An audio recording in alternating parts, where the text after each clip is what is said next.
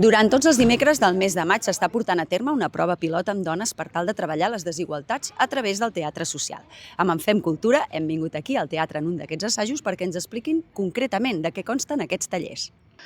Doncs la iniciativa surt perquè el teatre social que fa en Raona ja s'havia fet amb altres CIATs, ho vaig veure, ho vaig convertir en altres CIAT de la xarxa i ho vam voler portar aquí a Lloret.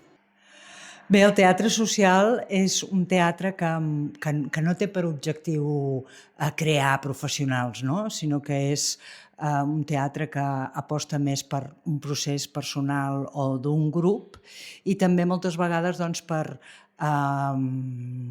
difondre col·lectius concrets i donar-los una oportunitat de que tinguin un impacte al seu entorn. Ara, ens fa molta il·lusió aquest projecte realment, perquè no sempre passa, no sempre tens l'oportunitat de treballar amb dones.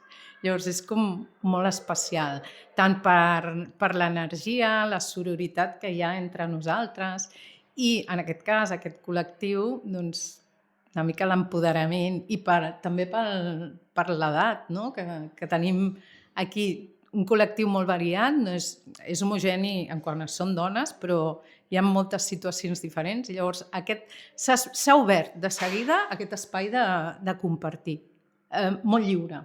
O sigui, ha sigut com molt màgic.